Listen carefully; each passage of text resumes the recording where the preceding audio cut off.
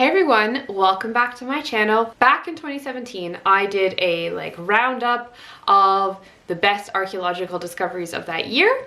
And I intended to do it every year after that, but for whatever reason I didn't. So I thought that I would tie off 2022 on my channel by once again talking about the best archaeological discoveries from this year. I have 5 big discoveries that I'm going to be talking about today, and they're in no particular order, and I also obviously chose them based on my own personal interest, so you're allowed to disagree with what I've chosen and what I've not chosen. If you have anything really cool that you think that I've missed, feel free to let me know in the comments down below. If you like this video, please do give me a thumbs up to help with the algorithm and everything, and subscribe to my channel to get lots of videos about archaeology in general and also what the life of a professional archaeologist is like. Alright guys, let's dig in. The first discovery that we're going to be talking about today is the Etruscan bronzes that were found in Italy this year. Archaeologists were excavating a network of bathhouses near Siena when they uncovered a treasure trove of Etruscan bronze statues that had been preserved for thousands of years by a combination of boiling mud and water. The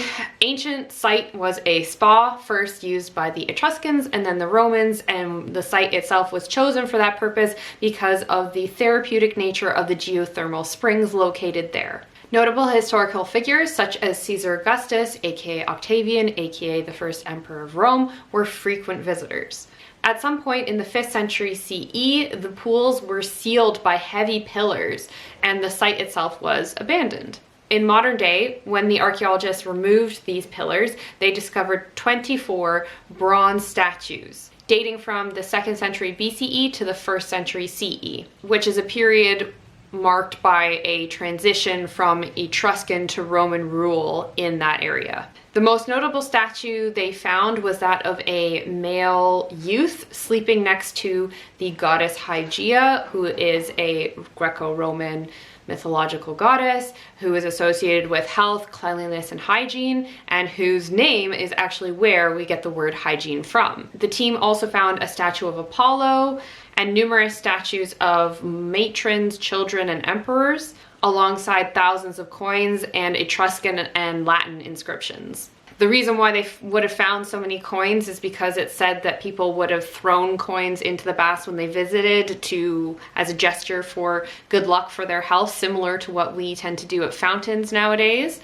In terms of the significance, this is being called the greatest store of statues that we found from ancient Italy, and it's the only one where archaeologists can wholly reconstruct and look at the context in which the statues were found, because the majority of the statues that we have from ancient day were found for a long time before archaeologists and archaeological recording, so we don't tend to know a lot about their provenance or their origins, which is the kind of information that is very valuable for archaeologists in determining the story of an artifact.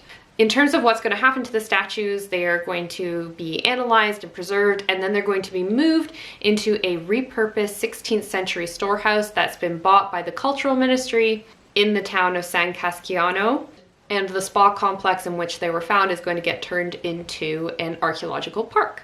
Next on our list is the craft worker's tomb in Peru. So this is from the site of El Castillo de Huarme. At this site, archaeologists have uncovered the tomb that contains the remains of a man who occupied a powerful position in the Wari Empire, which is a civilization that controlled most of Peru from 600 to 1100 CE. The main occupant of the tomb was found wrapped in a mummy bundle with the remains of 6 other people also located in other chambers in the tomb. We know that they were powerful people because they were buried with the elite regalia such as gold and silver ear spools, but what makes this find really interesting is that the men that were found don't seem to have any indication in their skeletons or their grave goods that they were warriors.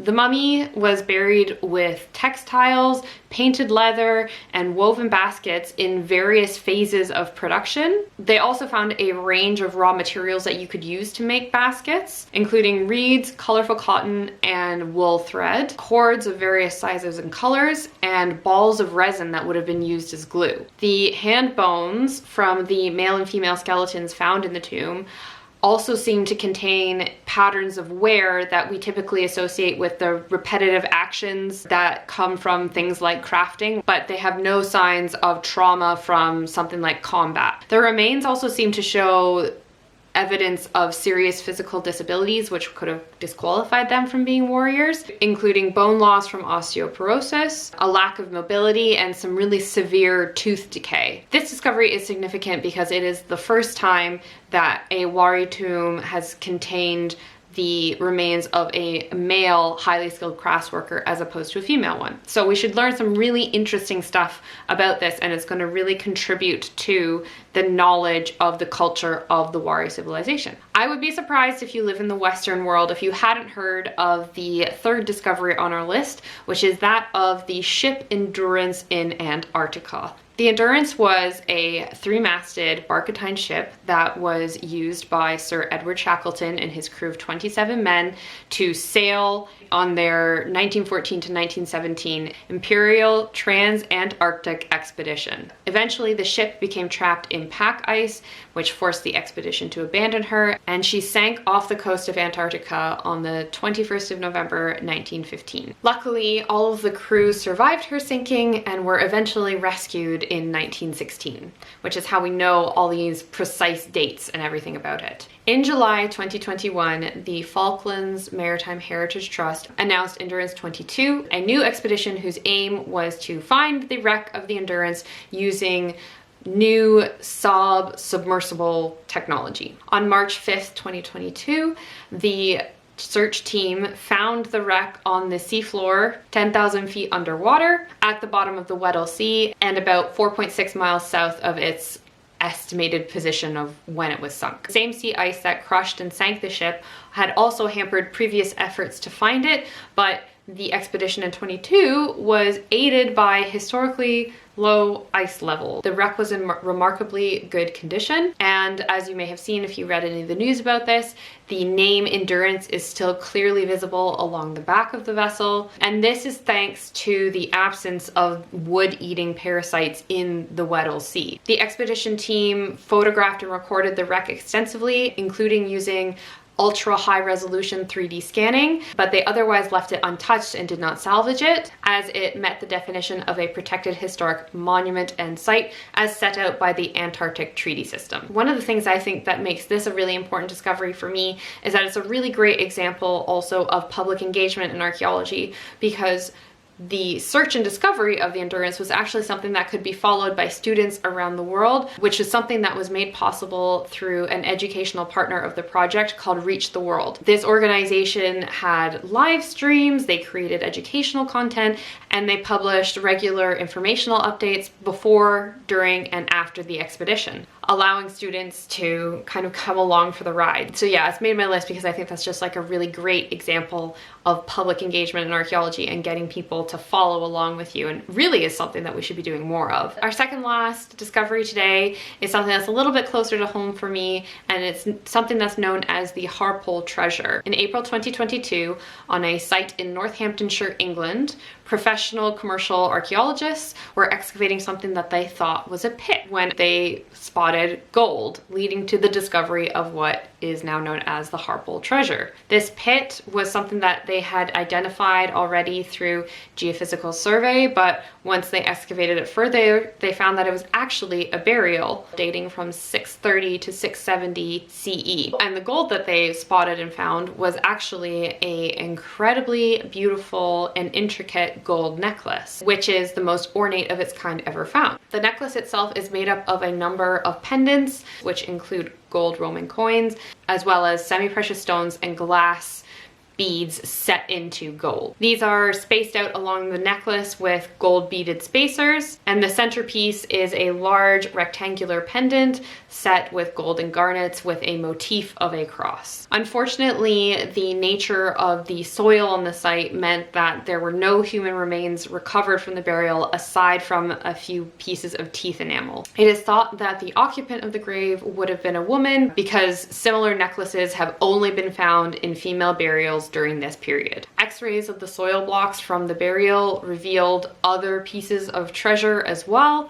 including a large ornate cross that also had little crosses at the ends, which was also decorated in gold and garnets. This cross and the soil blocks are still being micro-excavated in lab conditions to ensure an absolute maximum retrieval of artifacts and information and the least amount of damage to said artifacts. The x-rays show that it's a really incredible design to this artifact. At the ends of the arms on the cross are the actual depictions of human faces, which seem to be done in silver. And the archaeologists think that the sheer size of this cross seems to indicate that the woman who was buried here might have been an early Christian leader. The combination of the incredible necklace and the other grave goods mean that this is actually one of the most spectacular and rich early medieval female burials that's ever been found in the UK. And obviously I had to include it because it was found by professional commercial archaeologists, not just a metal detectorist or someone out walking in a field, which actually, if you've watched any of my other videos, you know can be quite a rare occurrence for us to find stuff like that. All right, last but definitely not least today, we have a very rare Roman mosaic found in Syria. It has been described as the most important archaeological discovery in the region since the start of the Syrian civil war in 2011. This is particularly important because the past decade of this war has seen many of Syria's archaeological treasures being looted, damaged, and stolen off of archaeological sites to be sold on the black market to fund this civil war. The mosaic itself is pretty big. It's 20 by 6 meters, but it's made up of stones that were 1.2 centimeters square. So just think about how many stones you would need to fill up that entire space. I can tell you something, it's a lot. Due to its amount of detail and completeness, it's actually one of the rarest mosaics that we've ever found. It was found in the town of Rastan, which is in central Syria near the town of Homs, underneath a building. In terms of what the mosaic itself portrays, it features scenes from the Trojan War, the chiseled muscles of the demigod Hercules or Heracles as he slays the Amazon queen Hippolyta, as well as the powerful ancient god Neptune lounging around with his 40 mistresses. The mural itself dates from the 4th century CE, after the Western Roman Empire split from the Eastern Roman Empire, which would eventually be known as the Byzantine Empire. The building that this mosaic was found in is still undergoing excavation, so it's entirely possible that we might also get some more exciting discoveries coming from this site in future. Okay, everybody, that's everything that I have for you today. What did you think? Do you agree with me? Are these discoveries some of the best ones that we have in 2022? Is there something that I've missed? Let me know in the comments down below. Did you like this video? Don't forget to give me a thumbs up. If you'd like to support my channel and see more from me and get notifications when I put out new videos, don't forget to subscribe. As I said before, go and give me a follow on Instagram. I hope that you all have been having a wonderful holiday season, surrounded by friends, family, laughter, and lots of food. I know I certainly have. For me, this is a nice way to kind of wrap things up for the year and hopefully get to planning some more exciting content to come for you in 2023. So thank you so much, guys, for watching, and I'll see you next year. Bye!